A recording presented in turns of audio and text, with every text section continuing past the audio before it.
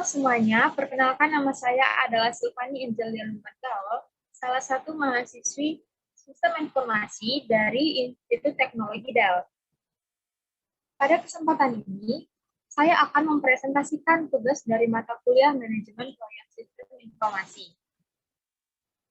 Adapun deskripsi proyek dari tugas yang akan saya bahas yaitu, apabila Anda ditugaskan menjadi seorang manajer proyek untuk pembangunan sebuah aplikasi manajemen proyek tugas akhir untuk Prodi Sarjana Sistem Informasi Institut Teknologi Dell, aplikasi tersebut akan digunakan oleh mahasiswa, dosen, dan stakeholder lain yang terlibat. Aplikasi tersebut belum pernah dikembangkan sebelumnya. Project Owner adalah koordinator tugas akhir. Proyek ini akan dikerjakan selama 14 minggu, yaitu dari tanggal 30 Agustus 2021. Proyek ini akan dikerjakan oleh 5 orang programmer dari unit SDI IT Dell, 3 orang analis, 2 orang tester. Proyek ini sudah memiliki requirement yang jelas. Pada saat ini pengelolaan proyek dilakukan dengan menggunakan Excel. Nah, pada kasus yang dibahas ini, yang menjadi tugas dari mata kuliah Manajemen Proyek Sistem Informasi adalah bagaimana kita dapat menerapkan project life cycle ke dalam proyek ini.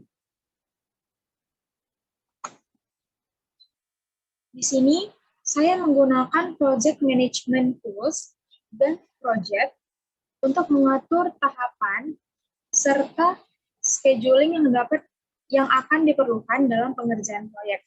Dapat kita lihat pada tampilan saya berikut.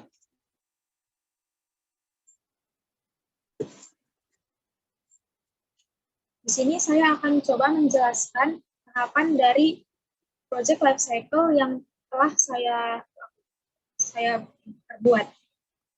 Sebelumnya, project life cycle terdiri atas 5 tahapan. Di antaranya yang pertama adalah initiation project, yang kedua adalah planning, yang ketiga adalah execute, yang keempat close, dan yang terakhir adalah evaluate. Pada tahap initiation, kita akan mendefinisikan project kita. Di sini, saya telah menyusun sub-tahap apa saja yang akan dilakukan pada tahapan initiation. Di antaranya yang pertama adalah mendefinisikan daftar stakeholder. Hal ini penting dilakukan untuk mengumpulkan masukan pada tahap perencanaan, serta setiap tingkatan stakeholder yang berbeda akan berpengaruh pada tahapan kontrol yang akan dilakukan di bagian execute hingga close, di mana setiap tingkatan stakeholder yang berbeda akan berbeda juga dengan tingkatan kontrol project yang akan dibangun. Selanjutnya, tahap kedua yaitu melakukan interview dengan para stakeholder. Hal ini penting dilakukan untuk mengumpulkan requirement gathering dengan melakukan interview, walaupun masih banyak cara lain yang dapat dilakukan untuk mengumpulkan requirement dari para stakeholder. Tahapan yang ketiga pada tahap initiation yaitu adalah membuat statement of purpose dan konteks diagram. Tahapan ini ditujukan untuk memetakan keseluruhan sistem, sehingga pengerjaan proyek dapat lebih tertib dan efektif setelah adanya SOP dan telah disusunnya konteks diagram. Selanjutnya adalah subtahapan membuat business case. Business case akan memuat hasil analisis dari organisasi mulai kelayakan, biaya, manfaat, dan resiko dari proyek. Dan yang terakhir pada tahap initiate ini adalah menyelesaikan dokumen project charter, di mana project charter yang telah disetujui menandakan bahwa project ini telah layak untuk ditindaklanjuti. Setelah dilakukan inisiasi, akan masuk ke dalam tahapan yang kedua, yaitu perencanaan. Pada tahap perencanaan, yang pertama dilakukan adalah menganalisa scope, budget, dan membuat scheduling pengerjaan proyek. Hasil analisa akan mempermudah dalam merangkum serta membuat uraian pekerjaan. di mana uraian pekerjaan akan kita lakukan pada subtahap yang kedua, yaitu merangkum keinginan klien, batasan proyek, serta uraian pekerjaan. Di sini, rangkuman dari keinginan klien serta uraian pekerjaan proyek akan mempermudah dalam menghasilkan dokumen perencanaan proyek. Dan yang tahapan terakhir pada tahap planning adalah menghasilkan dokumen perencanaan proyek ataupun project management plan. Di sini, project management plan ini mencakup rinci dari setiap kegiatan, serta estimasi biaya, perencanaan sumber daya manusia, ataupun yang lainnya. Tahapan yang ketiga yang dilakukan adalah execute. Pada tahapan execute, saya membagi ke dalam 3 subtahap. Yang pertama adalah desain tampilan aplikasi. Pada subtahap ini, developer akan mulai membuat desain awal untuk tampilan aplikasi yang akan digunakan pada tahapan pembuatan prototype. Yang subtahap yang kedua adalah pembuatan prototype.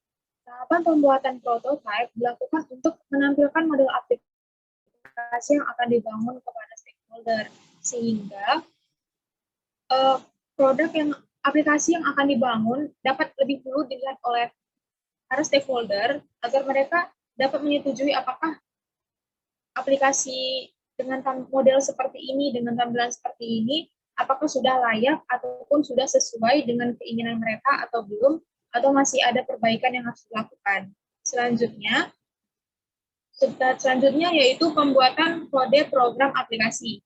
Pada subtahap ini, developer akan membuat kode program untuk setiap fitur yang telah didefinisikan sebelumnya. Selanjutnya adalah tahap close yang saya gabung dengan tahapan evaluate. Di sini, saya membagi ke dalam 5 subtahap. Yang pertama adalah melakukan testing kode program aplikasi terhadap tester, di mana sebelumnya pada deskripsi project telah didefinisikan bahwa Institut Teknologi Dell telah menyediakan 2 orang tester yang akan berperan dalam tahapan ini, tahapan testing. Pada tahapan testing kode program dilakukan oleh project team untuk memastikan setiap fitur dapat berjalan sesuai dengan fungsinya. Tahapan yang kedua adalah melakukan evaluasi. Evaluasi dilakukan dengan melibatkan semua stakeholder beserta project team. Evaluasi ini dilakukan untuk melihat apakah masih ada perubahan ataupun perbaikan yang harus dilakukan, sehingga jikalau ada, akan dicatat perbaikan apa saja yang harus dilakukan. Selanjutnya, akan dilakukan perbaikan sesuai dengan masukan ataupun saran dari para stakeholder yang telah diberikan pada tahap evaluasi. Setelah ini dilakukan, setelah perbaikan dilakukan, akan dikembalikan lagi dengan melakukan review dan testing kepada user, sehingga project team akan menerima feedback dari para stakeholder serta para user, diantaranya dosen, mahasiswa yang akan menggunakan aplikasi ini ke depannya. Berikut merupakan tampilan dari subtahapan serta subtahapan yang telah saya susun pada Gantt project ini. Sejauh ini, kelebihan dari menggunakan tools ini yaitu tools ini bersifat open source, di mana saya tidak mengeluarkan biaya untuk dapat menggunakan tools ini. Selain itu, tools ini juga tergolong mudah untuk digunakan bagi pemula.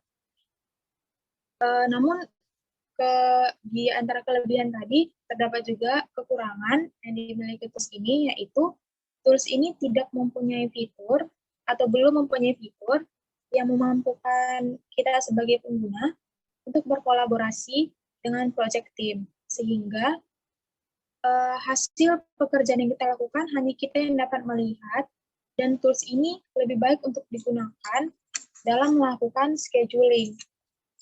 Terkait scheduling, project yang telah saya bangun, tahapan dari project yang telah saya susun ini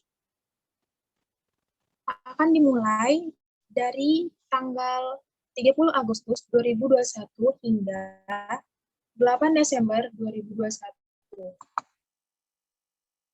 Sekian presentasi tugas mata kuliah Manajemen Proyek Sistem Informasi dari saya. Terima kasih.